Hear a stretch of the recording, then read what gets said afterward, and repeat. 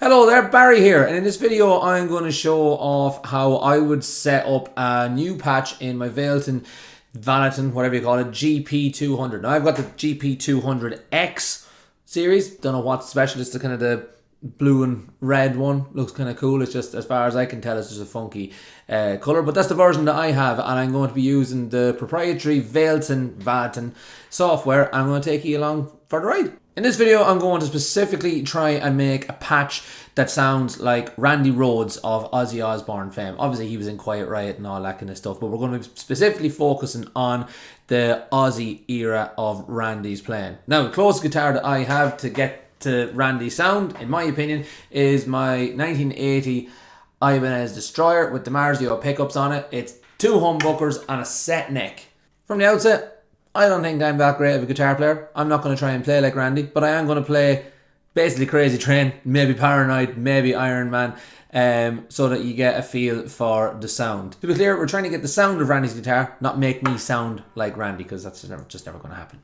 So we're over here in the Valeton software, and I've got my GP200 down on the ground, just plugged in, ready to go, and we're going to edit everything from in here. This is such a good piece of software in that everything is like so tactile and everything like has a picture to correspond with what it should sound like. It's fantastic stuff. So we're going to start off with Randy's amp, because that's the main feature of his sound, the main kind of heart of his sound. Everything's built around that. Now we all know that Randy used a 59 Plexi. It was a modded Plexi, and he used a Distortion Plus, an MXR Distortion Plus, to drive that front end. So we're going to try and find the equivalent. We're looking for something Plexi / JCM-ish. Like I said, everything sort of has a particular look. It has a photo or an icon that will show you what the amp looks like. So if you're not entirely sure what all of these names mean, like this Silver Twin, that's most likely a Fender. This Super Dual, I'm not entirely sure what sort of an amp that is, but I know by looking at it, it's not a Marshall, so it's not what I'm looking for. I think what we're going to be looking for is the UK maybe 50 JP. Let's see what that looks like. That's a JTM 45 is what it's looking, is what it's modelling, so that's not necessarily, but we're heading that way. Marshall SLP. We said before we were looking for a 59 Plexi. This is sort of where we're looking. I'm also going to turn on the cab, and the good thing about the Valeton is that it will automatically match the cab to the head. Now we'll go and see what sort of a cab it is once we've played it, but let's see what that sounds like for starters.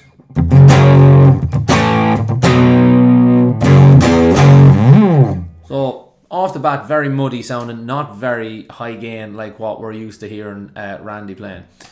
So let's see what sort of a cab we've got with this. We're definitely going to be looking for a 412 with like vintage 30s or greenbacks or something like that. So let's see what it's saying for itself. That doesn't look very Marshall, so let's see what we can find here. UK, I'm going to say UK green with selection greenbacks. Right, let's see if that's changed that.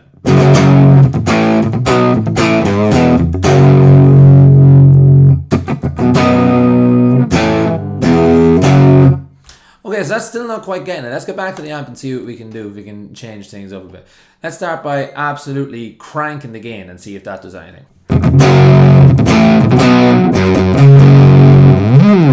So that to me sounds a little bit too boxy, a little bit too chewy for me, so I'm going to maybe have a look at a slightly different amp. I don't really want to get into carving out the EQ just yet.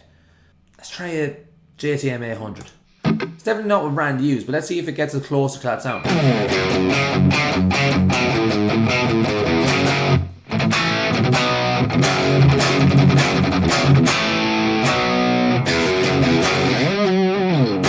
In my mind, that's way closer to the sound that I'm looking for Randy Rhoads. That cab is still the greenback with some more Celestians. Oh-ho!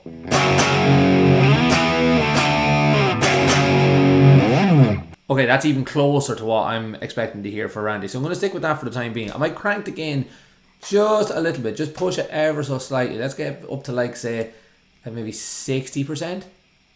See what that sounds like.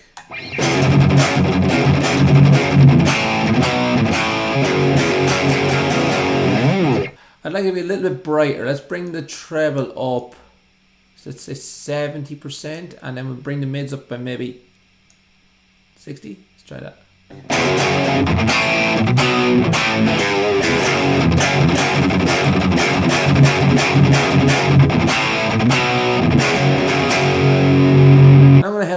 distortion, and I'm just going to stick on distortion plus, which I believe, no, it's not that one. I think it's, sorry for the hiss, let's put on a noise gate just now. And just let's bring the, there we go. That's all I've done there, is literally just like turned off the noise. It's still, oh, that sounds good. That noise gate literally just cuts out the hiss while it's the guitar isn't playing. So let's see if we can find that distortion plus. Plus distortion, that's surely what we're looking for. That's exactly it. MXR distortion plus. And just see what that sounds like first.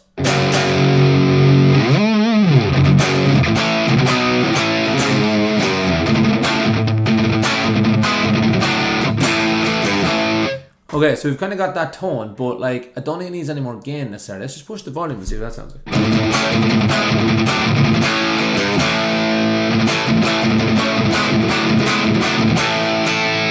Okay, so now we have like our sort of basis to build on.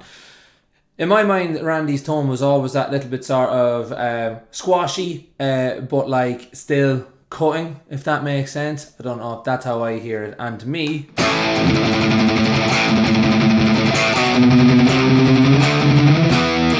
again, I'm not trying to play like Randy, but again, but to me that sort of is sitting just squashy enough with not as much cut as I would like, but let's start there. Now we're going to add some reverb to this just to sort of put it into a space. I'm going to go for, I think, a plate reverb. I tend to favor a plate reverb. Let's put on just the stock reverb that the Valeton GP200 has to offer. This is just a room reverb. I actually don't mind that at all, but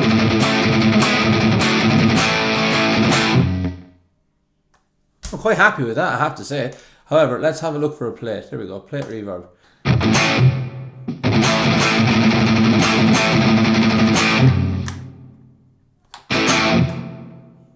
That maybe seems a little bit strong for me, so we're going to bring the mix down a little bit. Yeah, this tone, as much as it's sort of getting there, it's not got as much like kind of bite to it as I would like. Enough cut, so let's go and stick on a guitar EQ. So what I'm hoping to do is I'm wanting to just like kind of boost maybe a little bit of 800k or 800 hertz just to give it a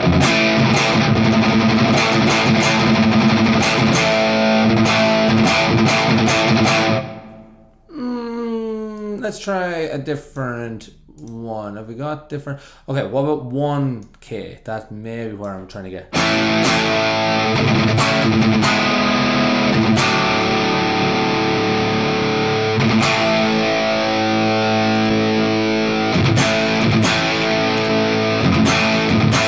So that's subtle. Let's try boosting a little bit more. Oh, aye, there we go.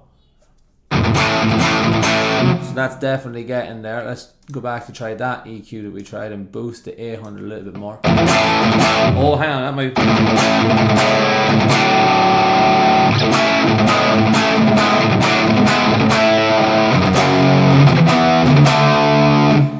That maybe is a little bit too much. If we take that back out just slightly.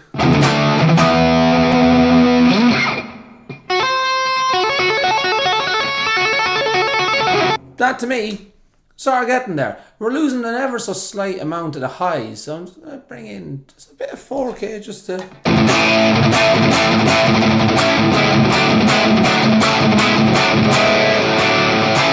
Yeah, I really like that. That's really heading the way I'd like it. Randy also famously double tracked a lot of his stuff. So for example, the guitar solo in Crazy Train is like tracked maybe 3 or 4 times with the same like take. If you listen really carefully, you can hear that. Now there's a couple of ways that we can like emulate this.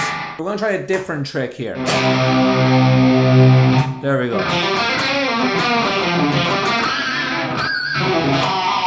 So rather than adding in a chorus, we're going to add in what's called, we're going to add in this detuning effect, which basically creates almost like a second guitar if you want, albeit that the next line is detuned by however many cents you want. So let's try tuning it up by like 10 cents first of all.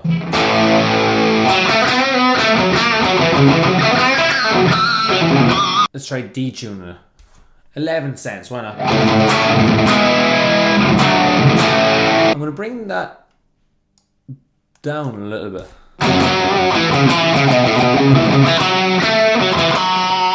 Let's turn that off.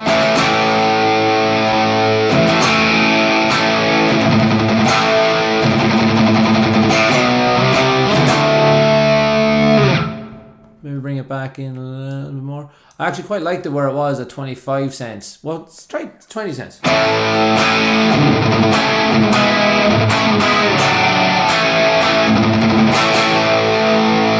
The idea of adding in the detune effect is that no matter how much you try, you're never going to get two tracks that are identical if you're playing both of them one after the other. Your guitar will slightly be out of tune compared to the original take. Another thing that we're going to add onto this is a little bit of a slapback delay. A slapback is a really fast delay.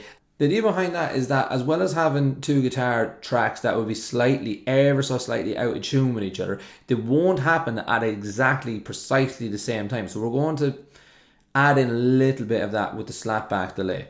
So let's see how that, this might not work at all, but let's see how it works. Let's see what the normal, the standard, bog standard delay is on the GP200. Okay, so that's like a kind of an analog-y delay sound thing. Yeah, analog delay. Okay, cool, boola. So we're looking for a slapback. There we go. There's one that says slapback. Let's just see what this sounds like. So first of all, the first thing I'm hearing is the feedback is way too much. It's repeating way too much. We want that really low. The slapback delay should really only be an extension of the room reverb. So if we turn that off, hear the reverb at the end. Let's turn back on the delay. Let's turn off the reverb so that we can hear this.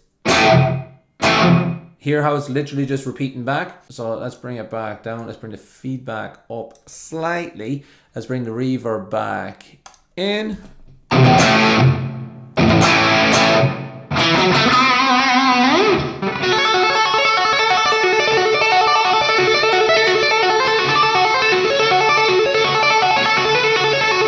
I'm not too sure if there's any more to that I can actually add, to be perfectly honest. Let's just go through this step by step again and have just a quick look at the sounds and how we've built it. So starting off with the Marshall amp, we went for the JCM 800.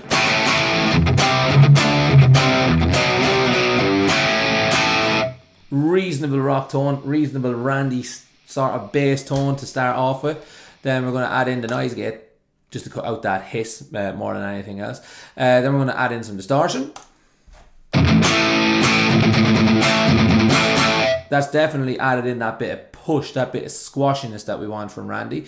The EQ is then going to add in the sort of the bite, the bark that we're looking for.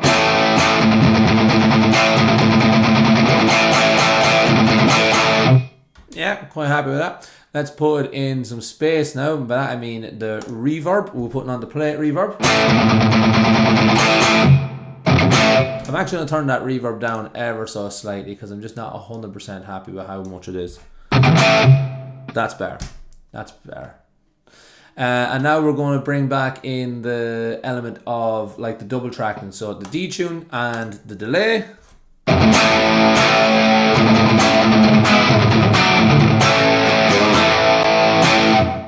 What I'm going to do is I'm going to export this this patch, and you can download it, and you can download it in the link in my description, and you can install this on your own GP200.